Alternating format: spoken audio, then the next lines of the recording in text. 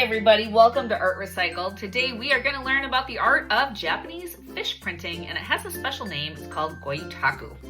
Now, a long time ago, Japanese fishermen would go out fishing and they didn't have cameras, so they needed a way to document their catch. And so what they would do is they would catch their fish, they'd bring it into shore, and they would use sumi ink, which is a type of ink that they would rub on the fish. It's black, and then they would use rice paper and they would press it over the fish to make a print. Now today I'm going to use this rubber fish. I'm not going to use a real fish. You can buy these on Amazon, or you can buy these on Saks Arts and Crafts or Dick Blick, any type of art company. I'm going to use black speedball printing ink, and I'm going to use a speedball printing roller. This is a 2-inch roller. And I've got a tray here for my ink, and the paper I'm going to use to print with, this is diffusing paper or dippity dye paper. That kind of has another name to it, but you could also use fabric. Fabric is great for this. What's not going to work is a really thick, stiff paper to print. Now this is a great project, especially if you have a child at home that loves to fish. Now I realize all these things, this is a little bit, of a financial commitment, the roller and the ink and other things like that. But again, the great thing about this is once you have these things will last for forever if you take care of them, and you can make multiple fish prints and decorate them any way you want. So I've done this with students on fabric, where you can see here they printed on felt and then they sewed into burlap. I've also done it where they've printed on this diffusing paper, and then we watercolored the background, and then we used real things like shells or yarn to kind of decorate around the fish. There are so many ways you could use these prints. So let's go ahead and get started and learn how to do Gyotaku. So I have my rubber fish here. The first thing I'm going to do is I'm going to take my speedball black printing ink, and I'm going to put just a teeny bit on a tray or a plate like that. And then I'm going to take my roller here, and I'm going to roll it out.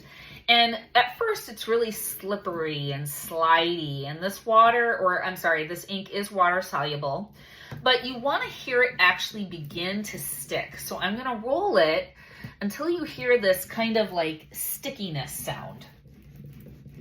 You can hear it a little bit there, and that's kind of what you want to hear. So now I'm going to roll it onto the fish. And you can tell, obviously, I've used this rubber fish many a time. Again, one of the great things about this project is kind of once you go ahead and buy these fish and the ink and the roller, you can use it as many times as you want. And to get the fins, the trick is that you want to turn the roller in the right direction. So just kind of turning that roller so that the edge of the roller can go all the way up against the fish. And you don't want to have too much ink on the fish, so you can tell I rolled my ink out, but look at how often I'm going back to this plate, right? So this ink, here's the catch too, does dry quite quickly. So you want the ink to stay wet, obviously, before you print. So if you're rolling and rolling and rolling and rolling because you like the way that this roller feels against the fish, well then what you're doing too is you are drying out your ink. And so then your print may not turn out. The other reason why your print may not turn out is, well, you didn't put enough ink on the fish. So I'm gonna keep going back there, that's the sound I wanted to hear. And I'm rolling my ink on all parts of the fish as best I can. All right, so now I think it's all inked up. I have my diffusing paper here, which is a little bit more flexible. It's almost like a paper that feels a little bit like a fabric. Or you got your felt or your fabric, whatever you want to print with. I'm going to lay it over my fish. And now what I'm going to do is I'm going to rub. Now it's going to look like this ink is soaking through my diffusing paper, and it's not. That's the nice thing about diffusing paper. I'm rubbing this, but the black ink isn't going through. And I can really kind of feel the edges of the fish against my hand. You want to make sure that you go down and you feel the fins. And you can see now why like a really stiff paper or cardboard is not going to work for this. You need a flexible, almost cloth-like paper or fabric itself. Really going to feel there. Press, press, press.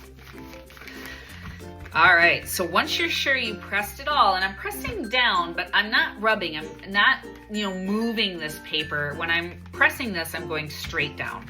So now what I'm gonna do is I'm going to peel my paper off.